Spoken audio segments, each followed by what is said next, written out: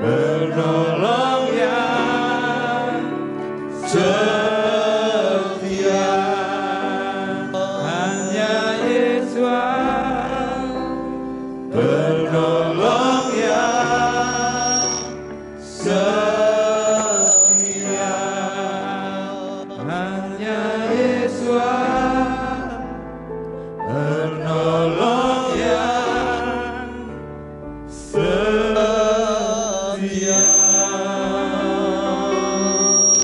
Semua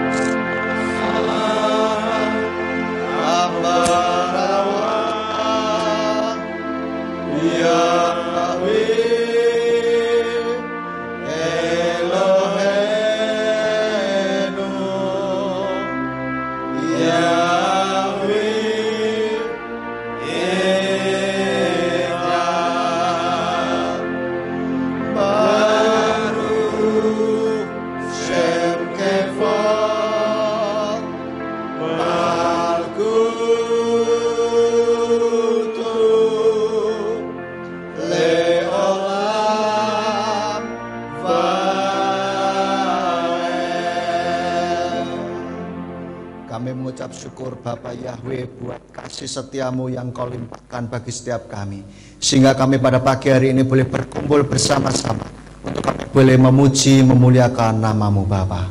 Dan tiba saatnya untuk kami boleh mendengarkan firman-Mu. Kiranya Tuhan rapi setiap kami, supaya firman yang ditaburkan ini boleh menjadi call hell, menjadi suara yang terus berbicara di dalam setiap hati dan pikiran kami, sehingga membuat kehidupan kami boleh semakin hari semakin benar di hadapan-Mu Bapa. Dan jika ada kuasa kegelapan yang berusaha untuk mengambil firman-Mu dari dasar hati kami bersatu hati, kami tolak, kami usir di dalam nama Yesus Mesias. Dan biarlah Tuhan menguasai tempat ini, peralatan yang kami pakai, dan kuasai hati serta pikiran kami, sehingga kami boleh memahami apa yang menjadi kerinduan hati-Mu di dalam setiap kehidupan kami. Dan biarlah kami boleh semakin hari semakin menyenangkan hati-Mu. Terima kasih Bapa, dan sembunyikan hamba-Mu di balik kemuliaan nama Bapa Yahweh. Biarlah hanya nama-Mu saja yang ditinggikan dan dimuliakan. Terima kasih Bapa Yahweh, hanya di dalam nama Yesus Mesias kami sudah berdoa dan mengucap syukur. Haleluya, amin. Silakan duduk Bapak Ibu. Shalom.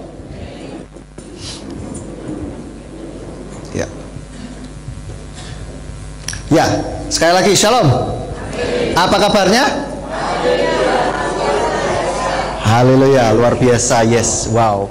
Saya minta terlebih dahulu Bapak Ibu Saudara kita berikan salam terlebih dahulu satu sama lain. Katakan selamat berhari Minggu. Kasih senyum yang paling manis, ya kan? Ya. Oke. Haleluya. Saya lihat hari ini kita semuanya cerah ceria. Amin. Seperti cuaca kita pada pagi hari ini. Haleluya. Hati kita secerah cuaca pada pagi hari ini. Oke, Bapak Ibu Saudara, pada pagi hari ini saya mau ajak kita semuanya untuk belajar sebuah istilah yang sekarang sedang ngetren. Baru saya tahu istilah ini beberapa hari yang lalu. Seminggu lah ya mungkin ya kira-kira. Itu seperti yang saudara sudah lihat di flyer, yaitu amicus curiae. Siapa yang sudah pernah tahu amicus curiae? Angkat tangan. Tidak ada. Yang pernah mendengar sebelum hari ini, sebelum saya ngomong, sebelum saudara baca flyer? Udah ya. Berarti tidak ngikutin berita ini. Ngikutin. Yang sedang heboh di MK, yaitu adanya sebuah istilah yang baru orang awam dengar, yaitu amicus curiae. Nah, apa itu amicus curiae? Ya, ini kan sekarang lagi heboh tentang sidang PHPU ya, sidang perselisihan hasil pemilihan umum ya di MK, dan ini besok katanya akan masuk di dalam tahap putusan sidang. Nah, tetapi beberapa hari belakangan itu ada banyak orang termasuk Ibu Megawati itu mengajukan diri sebagai amicus curiae. Apa itu? Saya nggak akan bahas tentang dari sisi hukum, nanti salah lagi ya kan. Bukan, karena saya bukan orang hukum, tetapi saya sebelum menyampaikan hal ini saya konsultasi dulu dengan ahli hukum. Nah, di GPF itu ada ahli hukum yaitu Bapak Gembala Hasudungan. Saya sempat tanyakan dulu apa itu maksudnya amicus curiae, dan juga saya tanyakan dengan Pak Erwin, pengacara. Semua beliau dua-dua ini pengacara. Nah, saya juga cari-cari di YouTube, bukan di YouTube, di internet, di Google gitu ya.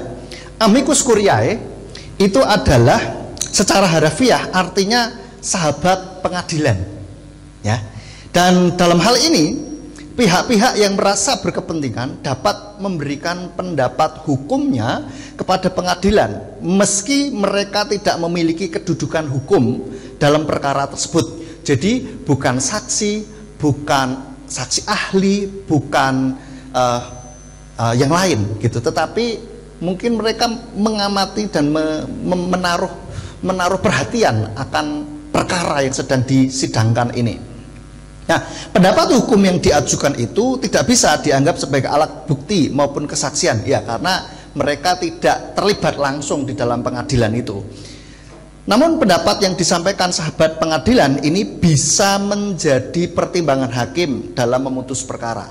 Jadi meskipun bukan sesuatu orang yang terlibat di dalam pengadilan, tetapi pendapat mereka itu bisa menjadi bahan pertimbangan meskipun tidak punya pendapat tidak punya legal standing yang jadi alat bukti atau kesaksian yang di dalam pengadilan itu.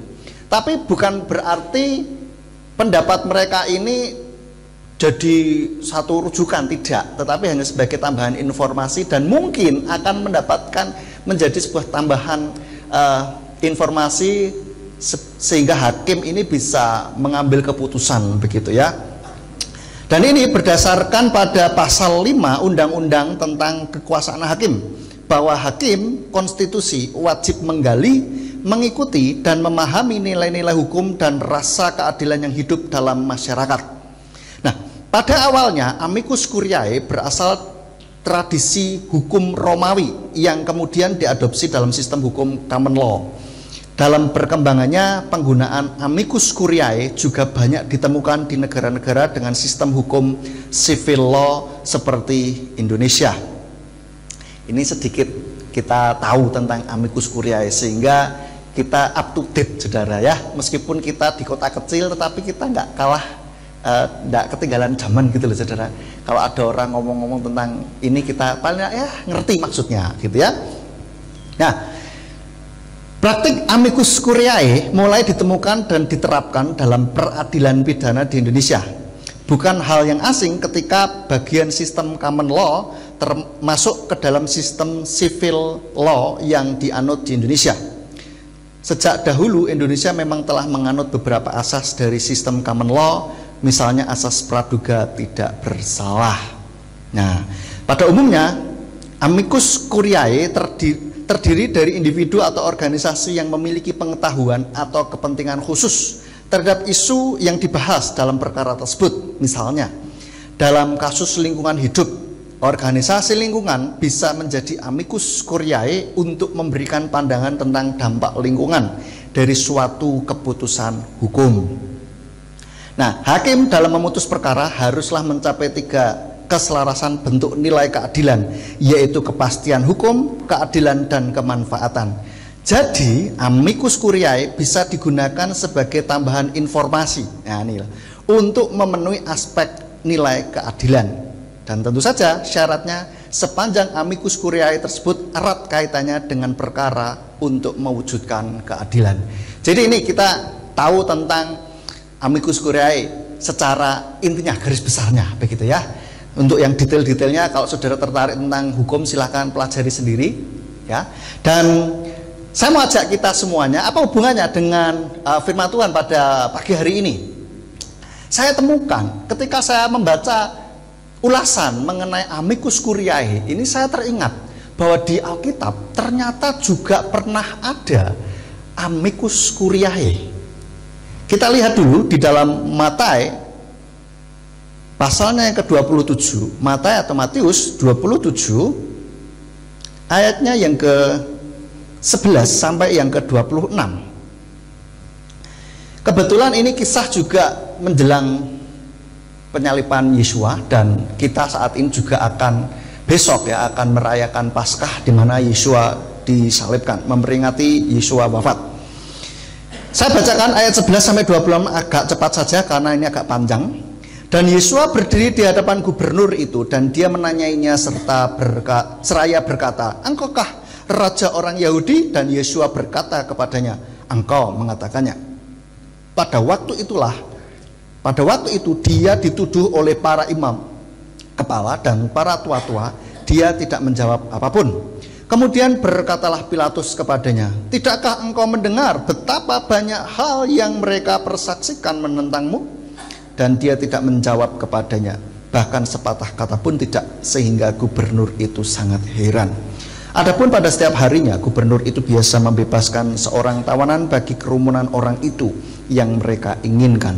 Pada waktu itu mereka mempunyai seorang tawanan terkenal yang disebut Barabas. Oleh karena itu ketika mereka berkumpul, Pilatus berkata kepada mereka, "Siapakah yang kamu inginkan dapat aku bebaskan bagimu, Barabas atau Yesua yang disebut Hamasyah?" Sebab ia mengetahui bahwa mereka telah menyerahkan dia karena kedengkian. Dan sementara dia duduk di kursi pengadilan, istrinya menyuruh orang kepadanya untuk mengatakan, "Kiranya tidak ada apa-apa atasmu dan atas orang benar itu, karena aku telah menderita banyak hal hari ini melalui mimpi sehubungan dengan dia." Namun para imam kepala dan para tua-tua itu telah menghasut kerumunan orang itu agar mereka meminta Barabas dan membinasakan Yesua. Dan sambil menanggapi, gubernur itu berkata kepada mereka, "Siapakah yang kamu inginkan dari kedua orang itu dapat aku bebaskan bagimu?" Dan mereka berkata, "Barabas." Berkatalah Pilatus kepada mereka selanjutnya, "Aku harus berbuat apa terhadap Yesua yang disebut Hamasyah?" Mereka semua berkata kepadanya, "Biarlah dia disalibkan." Dan gubernur itu berkata, "Karena dia telah melakukan kejahatan apa?" Namun mereka terus berteriak dengan lebih keras sambil berseru, "Biarlah dia disalibkan." Dan Pilatus ketika melihat bahwa hal itu tidak menghasilkan apapun, sebaliknya malah menimbulkan kekacauan, dengan mengambil air ia membasuh tangan di hadapan kerumunan orang itu seraya berkata, "Aku tidak bersalah terhadap darah orang benar ini. Kamu sendiri akan melihatnya." Sambil menanggapi, seluruh rakyat itu berkata, "Darahnya ada atas kami dan atas anak-anak kami." Kemudian dia membebaskan Barabas bagi mereka, dan setelah mencambui Yesua, ia menyerahkannya agar dia disalibkan. Nah, Bapak Ibu Saudara, kisah ini ada satu ayat yang menunjukkan bahwa ada amicus curiae. Di ayat yang berapa, Saudara? Atau siapa? Istri Pilatus. Kemarin saya sempat menanyakan kepada Bapak Gembala Sudungan, apakah ini bisa disebut dengan amicus curiae? Dan beliau menjawab, ya bisa saja gitu. Dan di dalam Matae 27 ayat 19 kita lihat ya, ini ayatnya. Dan sementara dia duduk di kursi pengadilan, istrinya menyuruh orang kepadanya untuk mengatakan, "Kiranya tidak ada apa-apa atasmu dan atas orang benar itu, karena aku telah menderita banyak hal hari ini melalui mimpi sehubungan dengan dia." Jadi dalam hal ini istri Pilatus bertindak sebagai amicus curiae yang memberi masukan kepada hakim. Dalam hal ini adalah Pilatus. Dia katakan, jangan, intinya jangan macam-macam begitu ya atas orang benar itu ya. Hasilnya apa? Pilatus menilai bahwa Yesua adalah memang orang benar, meskipun akhirnya Pilatus tetap menyalibkan Yesua karena tekanan orang banyak ya. Jadi Pilatus ini sebetulnya menerima masukan dari istrinya, Bu Pilatus ya, Sehingga ketika memutuskan, dia ini agak bingung juga ya kan, wah ini betulnya orang benar juga, bukan hanya karena perkataannya si istrinya, tetapi dia sendiri ketika menanya jawab, terus kejahatan apa yang telah dia perbuat begitu, dan dia dikuatkan oleh pendapat dari istrinya. Kita lihat di dalam ayat 23 sampai 24. Dan gubernur itu berkata, karena dia telah melakukan kejahatan apa? Namun mereka terus berteriak dengan lebih keras sambil berseru, biarlah dia disalibkan. Dan Pilatus ketika melihat bahwa hal itu tidak menghasilkan apapun, sebaliknya malah menimbulkan kekacauan, dengan mengambil air ia membasuh tangan di hadapan kerumunan orang itu seraya berkata, aku tidak bersalah terhadap darah orang benar ini, kamu sendiri akan melihatnya.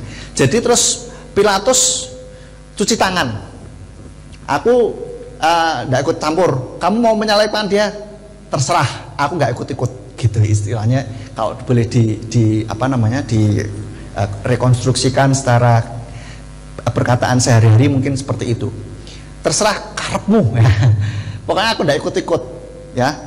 Lalu karena ada tekanan, jadi dia ya wes lah, malah tambah rame ini, tambah ribut ini, wes akhirnya dia melakukan hal itu. So saudara, dari hal ini kita melihat, kita mencoba untuk belajar dari kisah Amicus Curiae ini, saudara, ya, untuk kehidupan kita secara rohani atau kehidupan kita sehari-hari ini apa? Apa kaitannya Amicus Curiae dalam kisah ini dengan kehidupan kita sehari-hari? Ada dua hal yang saya ambil kesimpulan atau ambil hikmahnya dari Amicus Curiae ini, saudara. Yang pertama yaitu bahwa perkataan kita itu punya pengaruh, saudara. Meskipun besar maupun kecil itu tetap ada pengaruhnya. Oleh karena itu hati-hati dengan perkataan kita, karena bisa memengaruhi persepsi seseorang dan juga bisa memengaruhi diri sendiri. Perkataan kita itu bisa memengaruhi seseorang dan juga maksudnya orang lain, dan juga bisa mempengaruhi diri kita sendiri. Nah, dari Amicus Curiae ini bisa menjadi salah satu bahan pertimbangan hakim, meskipun mungkin bobotnya tidak sebesar orang-orang yang masuk di dalam pengadilan, baik itu saksi maupun saksi ahli. Ya, ini tetap ada sebuah bisa dipertimbangkan. Gitu. Artinya perkataan kita ini bisa mempengaruhi, meskipun itu sedikit, ya. Oleh karena itu kita perlu hati-hati di dalam perkataan kita, dalam ucapan kita, terutama mengenai seseorang. Nah, itu kita perlu berhati-hati, karena bisa saja orangnya yang tadinya nggak apa-apa melihat baik-baik saja, tidak ada permasalahan, tetapi gara-gara omongan kita terhadap orang itu, maka orang yang dibisiki ini akan melihat orang itu akan jadi, wah, masa sih? Jadi punya pola pikir atau persepsi yang berbeda. Ya, oleh karena itu hati-hati. Ada ayatnya di dalam Yakobus 3 ayat 5 sampai 6. Yakobus 3 ayat 5 sampai 6 dikatakan, demikian juga lidah sebagai anggota tubuh yang kecil, namun dia membual hal-hal yang besar. Lihatlah api yang kecil, betapapun lebatnya hutan, dia bisa mengobarkannya. Lidah pun adalah api, suatu dunia kejahatan. Lidah ditempatkan sedemikian rupa di antara anggota tubuh kita hingga menodai seluruh tubuh dan membakar rangkaian kehidupan, sementara ia sendiri akan dibakar oleh api neraka. Beberapa waktu lalu kita melihat berita bahwa ada api yang membakar hutan, bukan hutan itu ya, padang savana di Bromo. Oh, itu jadi padahal kecil ya kan, langsung menyebar sampai sekian hektar, berapa hektar tuh ya, puluhan atau ratusan hektar itu kebakar semuanya. Bahkan sampai berapa kampung itu terdampak gitu. Nah, ini bukti bahwa api sekecil apapun bisa membakar. Dan juga lidah kita yang kecil ini ya, itu juga bisa membakar, bisa membuat perkara besar, saudara. Nah kalau zaman sekarang tidak cuma lidah, tetapi apa? Jempol. Jempol kita ini, ya tidak tahu nek sing ngetik gini ya, berarti jari ya. Jari telunjuk maupun jempol kita ini bisa mempengaruhi ya hal-hal yang tadinya biasa-biasa saja bisa jadi besar karena lidah, karena perkataan, karena sesuatu yang kita ucapkan. Dan ini juga sebetulnya pedang bermata dua ya, artinya bisa digunakan untuk yang baik maupun bisa digunakan untuk yang buruk. Nah kadangkala repotnya adalah orang bisa kejeglong, bisa salah ucap gitu kan, akhirnya bisa bikin masalah begitu. Nah tapi kalau kita bisa berhati-hati dan kita bisa menggunakan lidah atau perkataan kita ini dengan baik, sesuatu yang baik untuk perkara-perkara yang besar, untuk membuat sesuatu hal jadi baik, itu akan satu hal yang luar biasa. Contohnya dalam dunia bisnis, itu contohnya apa? Yaitu dengan para marketing ya, dan juga yang bikin iklan, saudara. Kadangkala satu hal kayaknya biasa, tapi karena diiklankan yang luar biasa, kita melihat sesuatu hal yang wow, keren nih kayaknya nih, begitu kan? Pernah nggak saudara beli sesuatu gara-gara iklan? Jadi kita korban iklan istilahnya, kalau dia dibilang korban iklan, gara-gara lihat iklan, oh jadi pengen terus beli ya, itu korban iklan. Nah ketika beli, dilihat, lah kok tibanya begini, kok ternyata tidak seheboh yang diiklankan, begitu.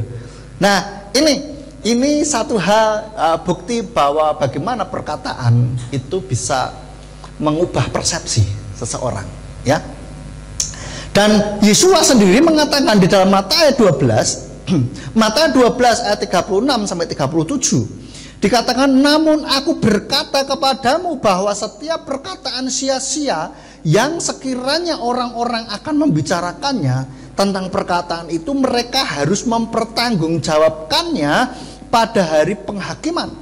Sebab atas dasar perkataanmu kamu akan dibenarkan, dan atas dasar perkataanmu kamu akan dipersalahkan. Jadi hati-hati dengan perkataan kita. Siapa sih yang tidak pernah salah? Semuanya pernah salah, termasuk saya. Dalam perkataan juga demikian, pernah salah ngomong, pernah salah posting gitu kan. Itu bisa menjadikan nggak enak, suasana nggak enak. Jadi kita perlu lebih berhati-hati di dalam perkataan kita. Saya pernah ngomel-ngomel di Facebook. Lalu suatu saat Tuhan ingatkan, ngapain kamu ngomel-ngomel gitu kan? Ibaratnya Kak, itu hanya emosi sesaat gitu. Ngomel-ngomel di Facebook, terus akhirnya saya baru sadar itu, oh iya salah, hapus lagi. Mending kalau seperti di Facebook itu bisa dihapus, saudara. Tapi kalau perkataan kita yang sudah terlontar, itu cara menghapusnya piye? Maaf ya, jadi batal ya. Tapi sudah terlontar, saudara. Mungkin ada orang yang sudah kadung mak jelek, luka tapi tidak berdarah, saudara. Sudah kadung sakit hati lah, bagaimana ngobatinya? Nah, inilah yang repotnya seperti itu, nggak ada tombol undunya. Kalau di dalam komputer itu nek salah bisa dibaleni, saudara. Kalau diketik-ketik di mana di Microsoft Word, ngetik-ngetik itu tinggal Ctrl Z, itu sudah balik. Nek tadinya salah, waduh salah piye iki, Ctrl Z beres, saudara. Balik lagi sebelum kita ke momen dimana sebelum kita melakukan kesalahan itu. Demikian pula kalau sering main game, ini anak-anak muda yang suka main game, nek salah bisa dibaleni mana? Terus nek misalkan mungkin mainan tembak-tembakan, nek mati balik mana, saudara? Diulang lagi, bisa hidup lagi kan? Tapi kalau kita kehidupan ini nggak bisa gitu. Oleh karena itu mari kita bersama-sama berkomitmen saja bahwa perkataan yang kita ucapkan adalah perkataan yang membangkitkan semangat, perkataan yang baik. Amin, Bapak Ibu Saudara. Nah kalau mau curhat boleh nggak? Oh boleh saja. Tapi saran saya nggak perlu curhat di medsos. Dan ketika curhat, carilah orang yang betul-betul bisa pegang rahasia, ya. Nanti jangan sampai bilang sama si A, buat kamu aja loh. Ya. Nanti si A ngomong, si B, buat kamu aja loh. Nanti si B ngomong, buat kamu aja loh. Lah, buat kamu aja tapi semuanya udah tahu, jadi rahasia umum akhirnya. Atau mungkin buat kamu aja loh. Kita ngomong sama si A, buat kamu aja loh. Udah, si A ini bener nih, diem nih. Tapi habis gitu kita ngomong lagi sama si B, buat kamu aja loh. Nanti ngomong lagi buat si C, buat kamu aja loh. Jadi si A, si B, si C sampai set, buat kamu aja. Padahal mereka tuh diem semua. Akhirnya apa? Ngerti kabeh, saudara. Ya, jadi kita mungkin bisa perlu kalau mau curhat, curhatlah dengan orang yang bisa dipercaya, yang bisa juga membangkitkan semangat. Jangan sampai ini kita curhat sama seseorang, ya sama-sama pegang rahasia, tetapi akhirnya si yang dicurhatin ini, yo pancen wong ku ning wis gak genah iku, wis talamu lakno ngerasa kancanan maneh, ndak usah berteman lagi sama dia lah, itu orang tuh memang gini malah ngegongi pisan, malah tambah sakit hati, ya kan? Oh iya tahu aku lu pernah juga sama si dia karena begini-begini. Wah incen pancen dia wes tahu tambah jadi besar masalahnya. Mari kita bersama-sama untuk bisa mengucapkan kata-kata yang bisa membangkitkan semangat. Kadangkala orang itu curhat, kadangkala itu nggak perlu solusi, saudara.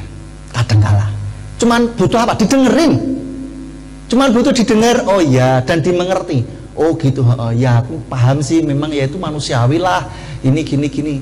Tapi bukan berarti kita menyetujui apa yang dilakukan begitu. Mungkin aku tuh jengkel. Ini kemarin tuh orang tak kampleng misalkan, tak pukul orang itu. Lah, kita bukan berarti menyetujui, ya bener kamplengane, bener pukul aja tuh, tampar aja tuh, bener itu seperti tidak seperti itu. Tapi kita bisa memahami. Orang tuh kadang juga butuh dipahami gitu loh. Kadang-kala ngerti dia salah gitu. Dia curhat tuh kadang sudah tahu bahwa dia itu salah gitu. Oleh karena itu kita juga tidak perlu nyalain kamu sih ya meledak-ledak sih gini. Nggak usah, kadang itu dia sudah bersalah, merasa bersalah tuh. Jadi kita kadang cuma dengerin, jadi ya kita ngertiin, nah kita berikan nasihat, ya lain kali jangan diulang lah gitu. Ya. Cuman dia cuma butuh didengerin aja dan dimengerti kadang-kala. Nah kalau dia memang butuh solusi, pasti dia akan ngomong, terus piye? Terus aku kudu piye? Aku harus bagaimana? Nah kalau begitu barulah kita ngomong, oh nek menurut saya begini. Silakan utarakan pendapat solusi saudara. Ya, jadi kita lihat-lihat. Dan kadang-kala memang tidak semua orang itu bisa dengerin curhat, saudara ya. Kalau saudara merasa tidak bisa dengerin curhat, ya saudara bisa ajak orang lain atau mungkin arahkan kepada yang lain. Kalau di gereja kita bisa ajaklah ketua MK atau saya boleh, atau ke Bapak Gembala boleh mau curhat. Berapa waktu lalu juga ada yang bilang sama saya, bukan di sini tapi di luar kota, bilang, Pak Sim, saya boleh nggak curhat sama Bu Simeon? Oh boleh, silahkan kasih nomor WA-nya, curhatlah dia, telepon nggak apa-apa. Kalau saudara merasa berat ya, habis didengerin curhat, pernah nggak saudara? Orang yang curhat itu merasa lega, setelah pulang kita merasa kepikiran, gimana tadi ya, kasihan juga ya. Lah kalau gitu kita harus bisa menetralisir diri sendiri, saudara ya. Dengan cara apa? Kita dengan memuji Tuhan, kita dengan menyanyi, lalu kita bisa mengerjakan sesuatu yang membuat kita senang, bahagia, seperti melihat sesuatu yang menyenangkan itu ya. Jadi intinya bagaimana biar perkataan kita ini bisa membangkitkan semangat, membangkitkan roh orang-orang lain termasuk diri kita. Di dalam Amsal 16 ayat 24 perkataan ini berkuasa, saudara ya. Amsal 16 ayat 24. Perkataan yang menyenangkan adalah seperti madu yang melimpah ruah, manis bagi jiwa dan obat bagi tulang-tulang. Jadi perkataan kita yang baik, perkataan kita yang menyenangkan itu sesuatu yang menyegarkan jiwa, saudara, dan juga tubuh. Berapa waktu lalu saya melihat penelitian di internet, kalau tidak salah kemarin apa ya, saya barusan posting, saya masukkan di WA saya, bahwa kalau orang gembira, bahagia, itu bisa meningkatkan imun tubuh dan otomatis meningkatkan kesehatan dan juga mengerjakan kesembuhan, gitu loh. Maka kita sering-seringlah merasakan bahagia. Kadang-kala coba sekarang kita kalau tanya apa kabar, jangan cuma apa kabar saja, tanyain bagaimana, sehat ya, sehat, bahagia. Tanyain juga tentang kondisi mentalnya, saudara. Amin. Loh, nggak wajar rasanya, ya karena belum biasa. Tidak banyak orang yang peduli tentang kondisi mental seseorang pada saat ini, hari-hari ini. Mungkin mereka belum tidak peka akan hal itu, gitu loh. Cuman kalau ditanya gimana kabarnya, baik, ya sudah, kalau dia sudah jawab baik, oh ya sudah baik, padahal wajahnya kuyu gitu. Apa kabar? Ya baiklah. Oh ya sudah. Itu kita kurang peka gitu. Nah coba kadang-kala kalau kita lihat ini bagaimana, sehat, sehat, bahagia. Itu kadang-kala kita perlu tanyakan, saudara. Amin. Kalau seseorang tidak bahagia, terus ya apa kita harus melakukan apa? Nah mungkin ada sesuatu yang bisa kita bantu gitu. Minimal bantu dalam doa. Amin. Bantu dalam doa itu bukan kaleng-kaleng, saudara. Bukan hanya sekedar lip service, ya pokoknya bantu doa lah. Bahkan sempat dibuat guyonan, apa bantu, cuma bantu doa, ketawa ger gitu. Loh, kalau orang benar-benar berdoa itu besar kuasanya. Amin. Mari kita coba lebih peka lagi ya, saudara ya, tentang kesehatan mental seseorang, saudara-saudara kita. Ini yang jarang ditanyakan. Hanya menanyakan kondisi kayak formalitas, tapi sekarang kita mau melangkah selangkah lebih maju lagi. Ya, saudara. Apa kabar? Baik. Sehat? Sehat. Bahagia? Kita tunggu jawabannya. Kalau bahagia, puji Tuhan. Kalau saya kurang bahagia, kenapa? Boleh tahu nggak? Gitu kan? Boleh tahu nggak? Kalau nggak boleh tahu ya sudah, saudara. Iya toh. Kadang-kadang saya gitu tanya, boleh tahu nggak? Kenapa? Kalau boleh tahu, kalau dia bilang enggak apa-apa, ya sudah, enggak usah nyengel-nyengel. Tolonglah, bukan urusan saudara. Kalau dia tidak mau cerita ya sudah gitu kan, ibaratnya ya sudah nikmati sendiri kan begitu. Ya, kita paling tidak sudah ada niat baik untuk mau membantu seperti itu. Dan di dalam Amsal 12 ayat 25 dikatakan kegelisahan dalam hati manusia membungkukkannya, tetapi perkataan yang baik menggembirakannya.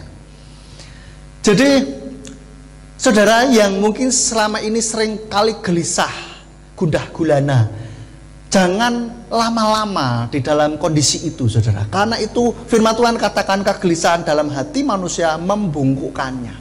Saudara bisa bungkuk, saudara ya. Tidak hanya secara fisik, tetapi juga secara mental. Artinya apa? Nggak sehat. Dan kalau berkepanjangan itu bahaya. Berapa banyak kalau kita baca berita akhir-akhir ini aneh-aneh, saudara. Orang mati bunuh diri atau mungkin membunuh seseorang itu aneh-aneh, saudara, gara-garanya.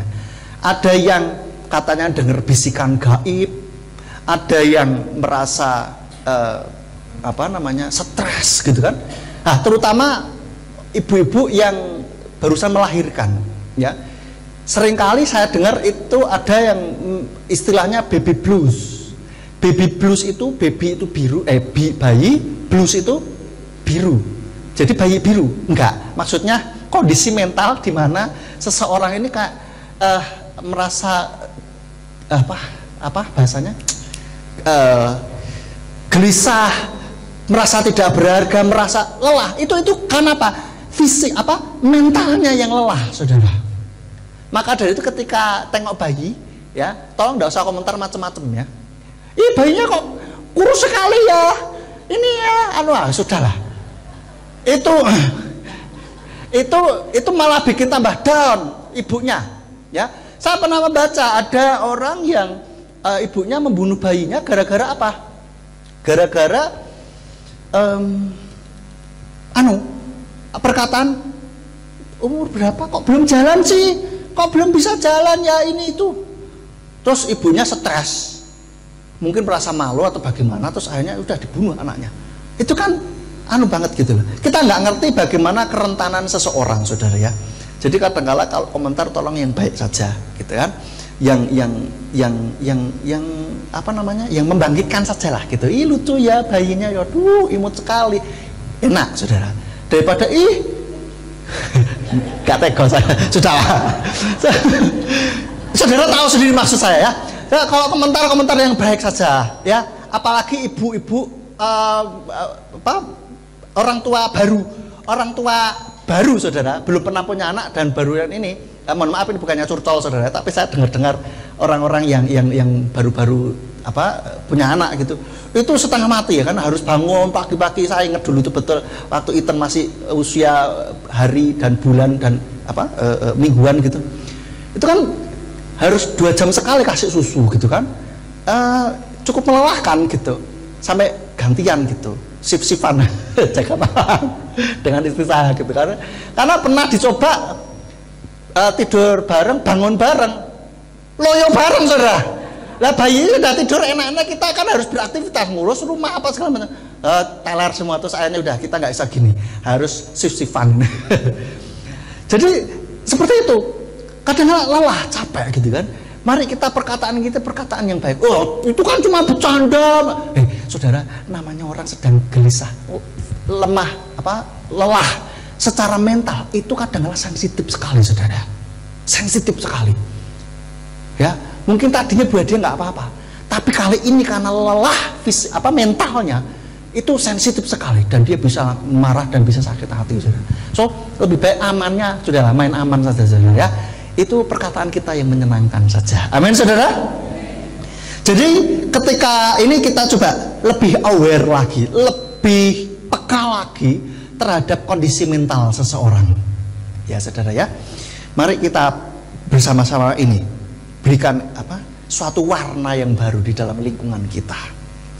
Dan ini ngomongin tentang perkataan terhadap orang lain, saudara. Dan perkataan terhadap diri sendiri pun itu juga tidak kalah bahayanya kalau kita tidak berhati-hati. Nah, ini yang seringkali tidak orang sadari. Kalau perkataan terhadap orang lain kadang-kala masih bisa direm. Tetapi perkataan terhadap diri sendiri ini yang kadang-kala orang nggak sadar. Termasuk saya, kadang-kala nggak sadar. Omongan terhadap diri saya sendiri. Dulu tuh saya orangnya ketika zaman SMP orangnya orang kenalan, saudara. Saudara yang tahu kenal saya sejak SMP, saya kecil, saudara tahu. Orangnya itu kaku dan nggak bisa diajak bercanda gitu. Kalau diajak bercanda, sini aku mau gini kok gitu sih? Nggak boleh? Nesu, saudara. Saya pikir, saya flashback ke belakang tuh, ya ampun kok sebegitunya sih gitu kan. Kenapa? Ada perkataan-perkataan yang secara saya tidak sadari itu perkataan yang negatif terhadap diri saya begitu. Dan kita cek juga diri kita, apakah perkataan kita selama ini terhadap diri kita baik atau buruk, saudara. Kita cek. Perkataan terhadap diri sendiri ini malah bisa menentukan bagaimana tanda kutip nasib kita ke depannya. Kalau kita berkata pada diri sendiri, dasar wong goblok, dasar ini wong jelek, orang yang nggak berharga, nggak berguna dan seterusnya. Itu yang terus diulang-ulang. Aku nggak apa-apa, aku wis payah lah. Itu akan terngiang, itu akan diputar terus tanpa kita sadari. Itulah jadinya diri kita. Dasar orang apa ini. Nah, kita cek diri kita saat ini, apa yang selama ini terngiang-ngiang dalam pikiran kita tentang diri kita sendiri. Itu harus diubah, saudara. Di dalam Efesus 5 ayat 18 sampai 19. Efesus 5 ayat 18 sampai 19 dikatakan, dan janganlah dimabukkan oleh anggur yang di dalamnya ada ketidaksononohan. Sebaliknya penuhlah dengan roh, seraya berkata kepada dirimu sendiri dalam mazmur dan kidung puji-pujian dan nyanyian rohani, sambil bernyanyi dan bermazmur dengan hatimu kepada Tuhan. Maka kita perhatikan apa yang kita ucapkan terhadap diri kita. Banyak orang mati bunuh diri karena ucapan, saudara. Karena ucapan yang terngiang di dalam pikirannya itu, wah, wes gak iso ini masalah berat ini, gak ada jalan keluar ini. Gimana ya, susah ini, gak ada. Berat ini, aku gak kuat lagi nih, aku gak kuat lagi. Udahlah, udah. Akhirnya apa? Lama-lama itu akan diucapkan terus. Dan ini tidak hanya sehari dua hari, berhari-hari dan bahkan berminggu-minggu. Aku nggak kuat lagi. Bayangkan bangun tidur aku ada masalah berat, nggak kuat aku Tuhan, nggak kuat sudah. Oh, ucapannya nggak kuat. Akhirnya apa? Bener-bener nggak kuat. Akhirnya berpikir kalau nggak kuat terus ya sudah, tinggal aja. Bagaimana caranya? Mati wae. Berapa banyak orang mati bunuh diri hanya gara-gara ucapan itu. Berapa waktu lalu saya baca berita ada orang selebgram mati bunuh diri dengan live Facebook apa Instagram kalau nggak salah. Bayangkan kayak gitu, saudara.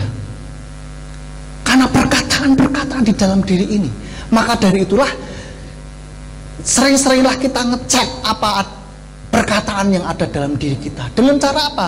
Dengan cara ketika kita berdoa saat teduh, memuji Tuhan. Ya, kadang-kala ketika kita bersaat teduh, kita tidak harus berdoa syafaat, saudara. Tapi ketika kita saat teduh, itu biarlah kita merasakan kasih Tuhan. Kita bersyukur kepada Dia dan kita introspeksi diri kita. Adakah yang salah? Itu saya yakin ketika itulah Tuhan berbicara di dalam hati kita. Apalagi kita mengundang Tuhan berbicara dan kita merenungkan kasih-Nya. Jadi ketika kita saat teduh, ini pikiran kita tuh nggak melayang-layang kemana-mana, tetapi kita fokus kepada kasih Tuhan. Bagaimana Dia baik terhadap kita, bagaimana Tuhan sudah melimpahkan kasih setia-Nya kepada kita. Meskipun kita sedang mengalami permasalahan, tetapi kita fokusnya kepada Tuhan. Amin, saudara. Seperti lagu barusan, yang dua lagu terakhir itu, sing penting ono Bapa Yahweh, beres kabeh. Amin, saudara. Bukan berarti beres kabeh itu langsung kling. Sekarang berdoa habis amin, beres kabeh. Ya nggak gitu, tetap ada proses, tetapi pasti akan beres kabeh.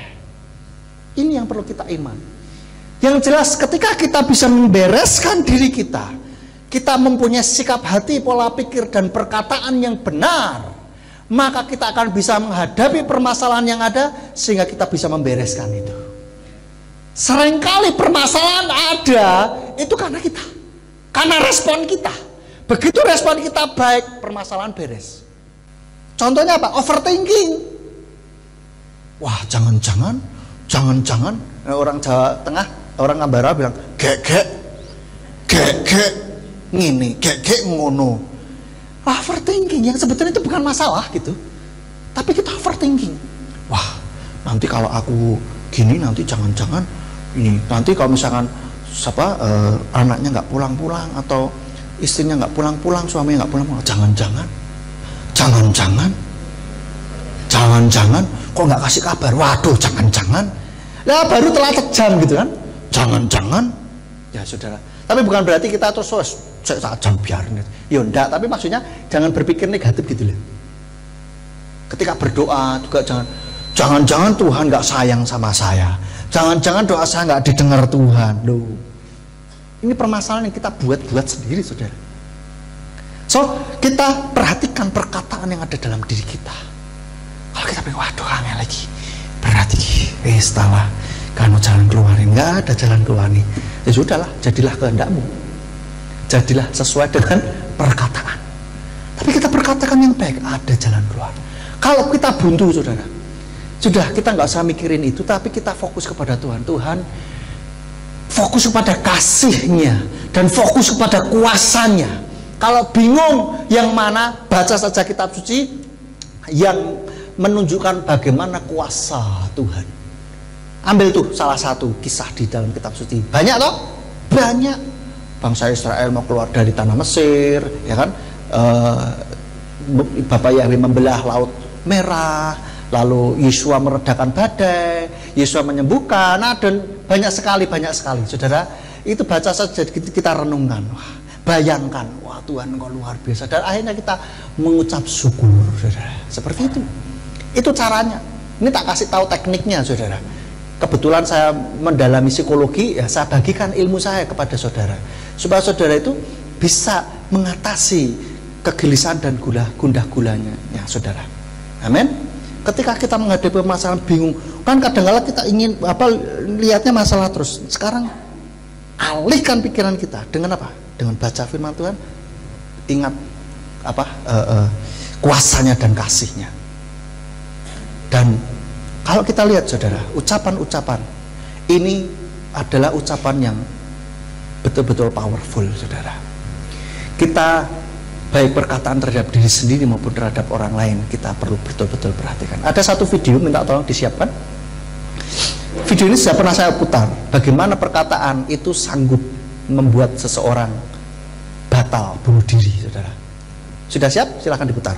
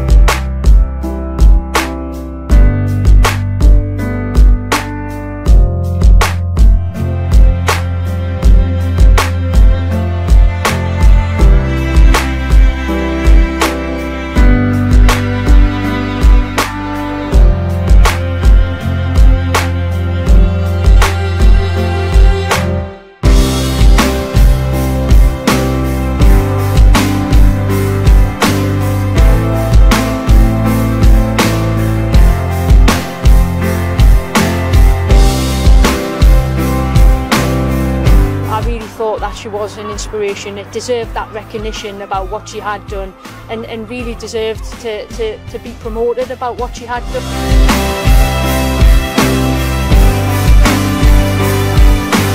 I've been to the bridge plenty of times, and if I just seen like a sign that just told us that I was worth it, then it might have just made a difference.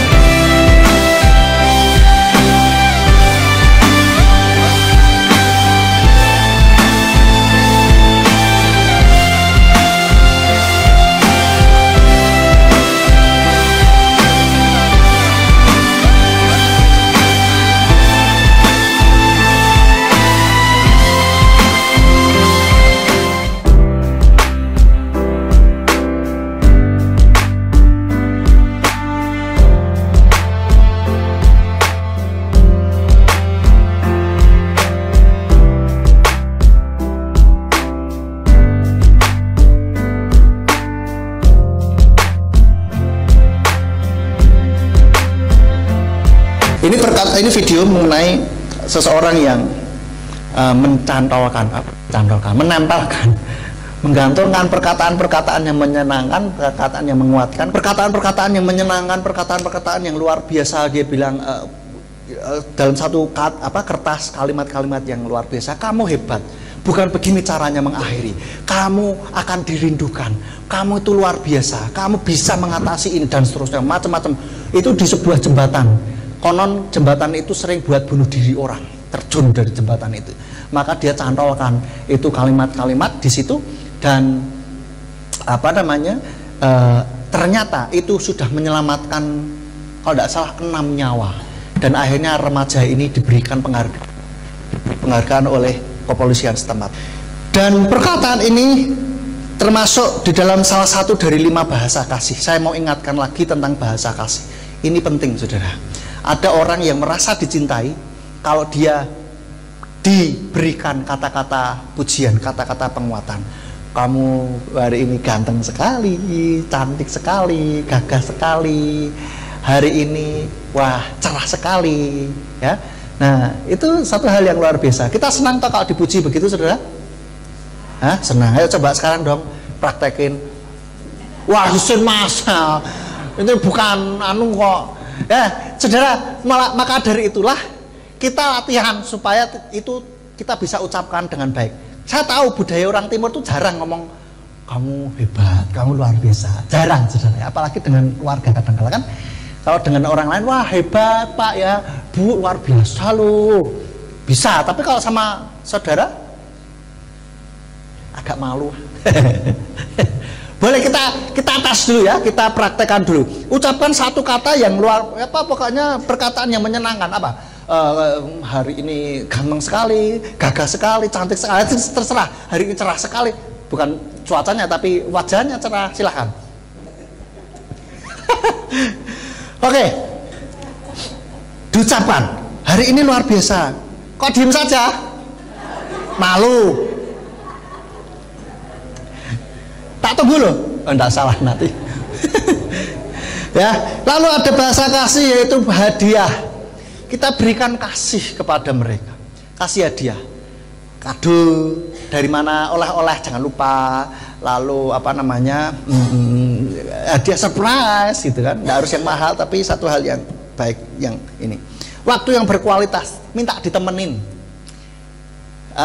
Dia merasa terutama pada masa-masa sulit itu butuh seseorang, dia butuh orang yang bisa menemani.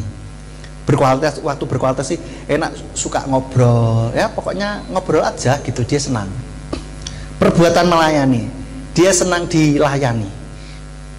Ibu-ibu kalau suaminya bahasa kasihnya ini perbuatan melayani, jangan lupa pulang bikinin teh. Ya Pak, dia nanti suami saudara kelepek-kelepek gitu kan. Itu ya tiba-tiba dipijitin, nanti suaminya saudara biasanya saudara tidak pernah begitu, nanti akan bingung, wah ada apa nih Bu, tumben ada maunya ya. Ada maunya, mau apa Bu, ngomong aja. Wah enggak apa-apa Pak, ini cuman aku mau membiasakan kebiasaan baru. Nah itu Pak, malah tambah klepek-klepek lagi saudara ya. Bapak terhadap ibu boleh loh, boleh juga tiba-tiba pijitin. Saudara lihatlah maksudnya bahasa kasih suami istri atau anak atau orang tua saudara itu apa? Berikan itu dengan sering-sering saudara ya. Niscaya itu akan terjadi sebuah kehangatan di dalam rumah tangga, di dalam keluarga kita. Amin. Dan sentuhan ini ya dengan dielus, dibelai, digandeng, kadang-kala Bapak Ibu Saudara ya, kalau di depan umum kadang-kala sekali digandeng lah suaminya atau istrinya itu loh. Suaminya atau istrinya sendiri, bukan suami istrinya orang. Kalau saudara mungkin anak atau suami atau istri saudara merasa atau sudah mulai tidak betah di rumah gara-gara situasi yang kurang ini, saudara berikan 5 bahasa kasih ini. Saudara cek mana bahasa kasihnya mereka, kasih 5-5-nya ini, itu mereka pasti akan berubah. Ya mungkin tidak langsung berubah dalam semalam tidak, tetapi paling tidak akan membuat seseorang ini akan akan mengubah sikapnya dan akhirnya akan merasa dicintai. Merasa dicintai itu penting, saudara. Merasa dicintai. Kita sudah mencintai anak dengan luar biasa, tetapi bahasa kasihnya nggak cocok. Anak tidak merasa dicintai. Itu repot, saudara. Maka pastikan keluarga kita, anak istri, suami, merasa dicintai oleh kita. Amin. Tuhan itu sangat mengasihi kita, sangat menyayangi kita, kita sadar hal itu. Amin, saudara. Tetapi ada sebagian orang yang merasa tidak dicintai, merasa Tuhan kan sayangnya sama orang-orang yang baik, rajin ke gereja. Salah paham toh, saudara. Akhirnya apa? Akhirnya karena merasa tidak dicintai, akhirnya hidupnya seenaknya sendiri. Coba kalau dia merasa dicintai oleh Tuhan, kita tunjukkan kasih Tuhan kepada dia, maka orang itu akan sadar, oh ya ternyata Tuhan sangat sayang sama aku ternyata dicintai oleh dia, maka dia akan hidupnya akan berubah. Itu sudah pasti, karena kasih atau cinta itu adalah kebutuhan dasar jiwa manusia ya? Jadi itu, saudara, yang pertama yang saya bisa ambil hikmah dari Amicus Curiae. Lalu yang kedua, yang terakhir yang bisa saya ambil pelajaran dari Amicus Curiae ini adalah, kalau di dalam pengadilan di bumi ini ada Amicus Curiae, tetapi di dalam pengadilan terakhir nanti tidak ada yang namanya Amicus Curiae. Di hadapan pengadilan akhir nanti nggak ada itu istilah Amicus Curiae, nggak ada itu orang-orang yang bisa bilang, Tuhan, aku lihat dia itu hebat loh Tuhan, mbok masukkan ke surga, dia baik sama saya, nolongin saya Tuhan. Dan itu tidak akan berlaku. Tuhan tidak akan terpengaruh dengan yang namanya Amicus Curiae. Tidak ada yang sanggup mempengaruhi Sang Hakim Agung kita. Oleh karena itu sejak sekarang hiduplah dengan benar, hiduplah sesuai dengan kebenaran firman Bapa Yahweh. Amin, saudara. Di dalam Wahyu 20 ayat 15 sampai Wahyu 20 ayat 11 sampai 15.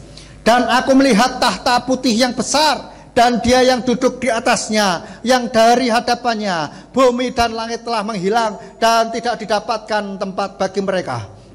Dan aku melihat mereka yang mati, kecil dan besar, yang berdiri di hadapan Elohim. Dan dibukalah gulungan kitab, juga dibuka gulungan kitab yang lain, yang adalah kitab kehidupan. Dan mereka yang mati dihakimi dari apa yang tertulis dalam gulungan kitab itu sesuai dengan perbuatan-perbuatan mereka. Dan laut menyerahkan mereka yang mati dari dalamnya, dan maut serta alam maut menyerahkan mereka yang mati dari dalamnya. Dan mereka masing-masing dihakimi sesuai dengan perbuatan-perbuatan mereka. Dan maut serta alam maut dilemparkan ke dalam lautan api. Ini adalah kematian kedua. Dan jika seseorang tidak didapati tertulis di dalam kitab kehidupan itu, ia dilemparkan ke dalam lautan api. Ini situasi di dalam pengadilan terakhir, saudara. Final court, final pengadilan, saudara. Tidak ada lagi setelah itu. Dan setiap orang, baik yang besar maupun kecil, semuanya dihakimi, termasuk saudara dan saya. Kalau kita, bagaimana kehidupan kita ini? Kalau kehidupan kita di dalam kehidupan dunia ini sesuai dengan kebenaran firman Tuhan, kita aman, saudara. Kita akan masuk di dalam kerajaan surga. Amin. Tuhan Yesus sudah memberikan spill. Apa spill itu? Bocoran. Bocoran akan terjadinya di pengadilan terakhir nanti. Di dalam Matius 7 ayat 21. Bukan setiap orang yang berseru kepadaku Tuhan, Tuhan akan masuk ke dalam kerajaan surga. Mungkin banyak orang kan berteriak, demi namaku, Tuhan, bukankah aku bernubuat demi namamu? Bukankah aku mengusir setan demi namamu? Bukankah aku mengadakan tanda-tanda mujizat demi namamu? Tetapi pada waktu itu aku akan berterus terang, hanyalah daripada aku, hai kamu sekalian, pembuat kejahatan. Oleh karena itu Tuhan sudah membocorkan peristiwa ini.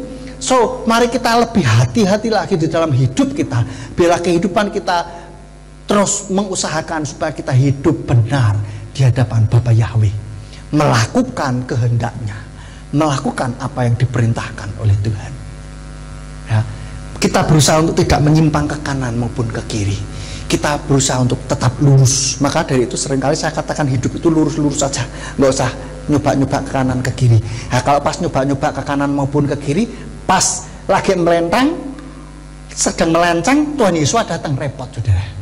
Didapati kita tidak setia.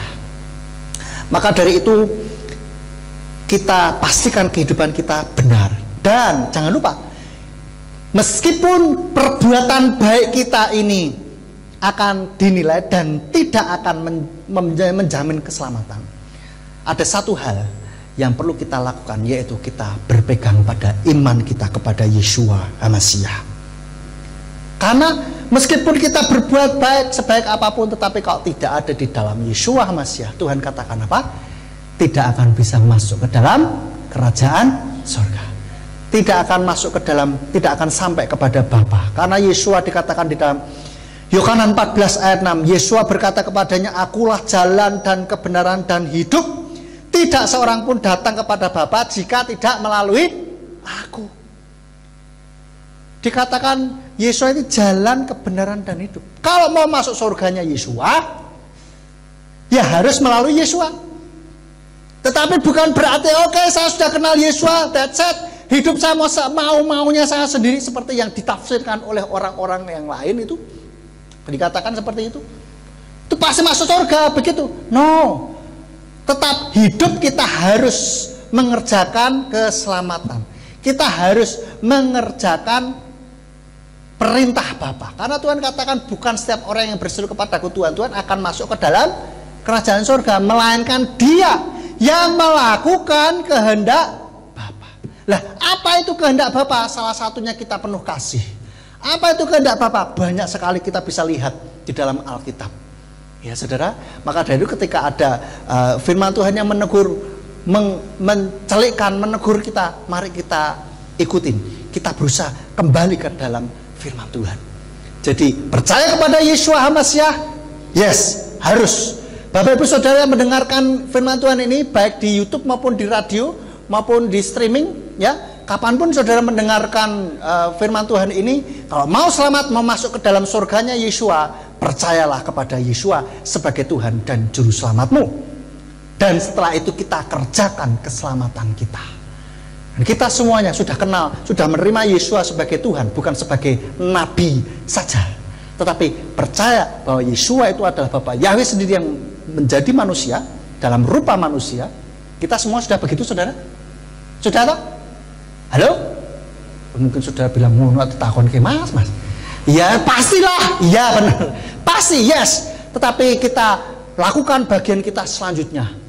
Kita berpegang pada iman kepada Yeshua HaMashiach, jangan pernah dilepaskan demi apapun, demi harta, tahta maupun cinta. Lepaskan, jangan sampai lepas itu. Justru kita lepaskan itu semua harta, tahta dan cinta itu demi Yeshua HaMashiach. Anak muda yang bingung jodoh, jangan khawatir. Ya, jangan khawatir. Jangan sampai kamu meninggalkan Yeshua hanya gara-gara cowok, hanya gara-gara cewek, saudara. Tetap imanmu harus tetap kuat di dalam Yeshua. Lalu setelah itu kita harus lakukan kehendak Bapa di dalam kehidupan kita. Amin. Bila firman Tuhan ini boleh menjadi kol HL, kekuatan bagi kita untuk kita hidup di dalam kebenaran firman Tuhan, karena di dalam penghakiman terakhir tidak ada amicus curiae.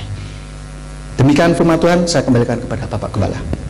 Haleluya. Bapak Ibu Saudara sekalian, kita sekarang sudah tahu apa yang dimaksud dengan amicus curiae.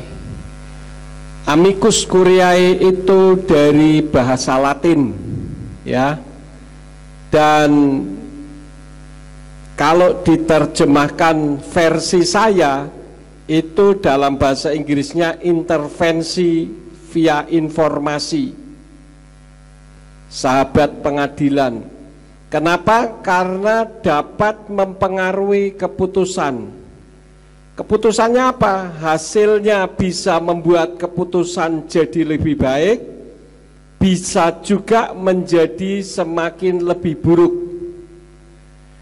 Nah, yang mengerikan adalah dalam dunia supranatural, amicus curiae dalam dunia supranatural adalah penggunaan nama Allah di Indonesia, Malaysia, dan Afrika.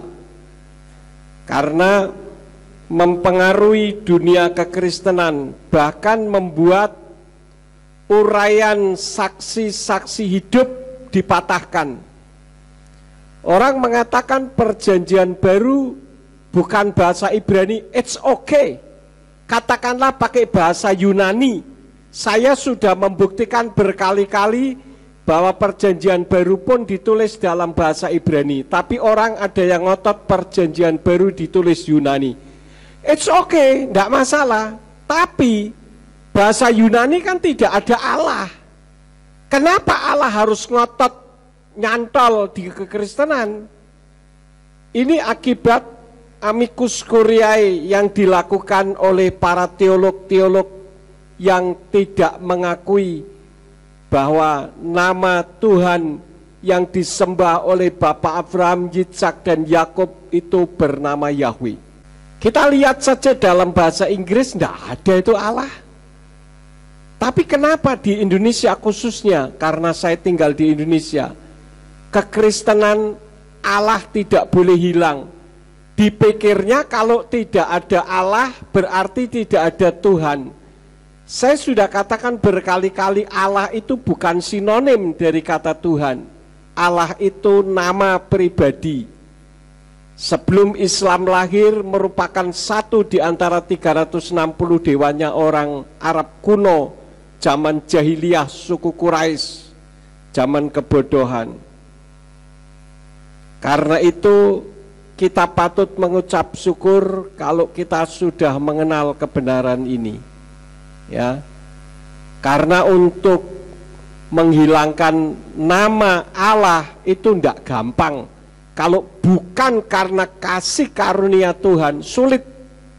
Saya sudah bicara dengan doktor, profesor teologi, tetap susah, saudara-saudara. Jadi saudara dan saya, kita lebih daripada orang yang bertitel. Kenapa? Karena kita belajar untuk menaati firman. Terima kasih untuk Pak Simeon Sulistyo yang sudah menyampaikan amicus curiae. Kita perhatikan dengan baik, hati-hati dengan ucapan kita, karena itu akan mempengaruhi orang lain. Ya, kita akan tutup di dalam doa firman Tuhan. Mari kita bangkit berdiri bersama-sama. Haleluya. Terima kasih untuk persembahan Bapak Ibu Saudara sekalian untuk kelangsungan penyiaran radio kita yang telah memenangkan banyak jiwa. Kita akan akhiri, mari kita bangkit berdiri bersama-sama, kita tutup di dalam doa. Bapa Surgawi, kami mengucap syukur apabila Engkau telah memimpin ibadah kami dari awal sampai dengan akhirnya. Sebelum kami meninggalkan tempat ini, berkati seluruh jemaat-Mu, baik yang ada di ruangan ini maupun yang mendengarkan firman dari streaming melalui YouTube, melalui Facebook, melalui radio, ataupun melalui apa saja sarana yang diterimanya. Engkau berkati mereka semuanya. Kami berdoa untuk jemaat-Mu yang datang dari luar kota, baik yang dari Jogja, baik yang dari sekitar Semarang, maupun yang berasal dari Salatiga. Kami serahkan semuanya ke dalam tangan-Mu perjalanan pulang mereka. Jauhkan dari mara bahaya malapetaka, tibakan kembali di rumah masing-masing dengan selamat. Dan apabila sesampainya di rumah mereka akan melakukan aktivitas di dalam kehidupan mereka, apa saja yang diusahakan dan dikerjakan yang tidak bertentangan dengan firman-Mu, kiranya dibuat nyala oleh Engkau berhasil, supaya dengan keberhasilannya dipergunakan guna hormat dan kemuliaan bagi nama-Mu. Berkati tangan-tangan yang memberikan korban untuk kelangsungan radio, supaya radio akan tetap mengumandang dan memenangkan jiwa-jiwa untuk kemuliaan bagi nama-Mu. Berkati juga semua yang sudah ambil bagian di dalam pelayanan pada hari ini. Sekarang kami siap untuk menerima berkat daripadamu. Karena itu berkatilah kami ya Bapa. Mari kita angkat kedua belah tangan kita untuk menerima berkat Yahweh. Yefarcha Yahweh weyes mereka. Yahweh memberkati engkau dan memelihara engkau. Yaer Yahweh pana oleh kawikuneka. Yahweh menyinari engkau dengan wajahnya dan memberi engkau anugerah. Yisa Yahweh pana oleh kawiyashem leka shalom. Yahweh menghadapkan wajahnya kepadamu dan memberi engkau damai sejahtera. Diberkatilah engkau di kota dan diberkatilah engkau di ladang. Diberkatilah buah kandunganmu, hasil bumimu dan hasil ternakmu, yakni anak lembu sapimu dan kandungan kambing dombamu. Diberkatilah bakulmu dan tempat adonanmu. Diberkatilah engkau pada waktu masuk dan diberkatilah engkau pada waktu keluar. Sekarang pulanglah dan terimalah berkat kasih Bapa Yahweh Sang Pencipta, kasih karunia Adonai Yeshua HaMasiah Sang Pembeli jiwa, dan Ruach HaKodes menyertai saudara sekalian sampai Maranatha. Adonai Yeshua HaMasiah datang kembali untuk yang kedua kali dan mengangkat kita semua.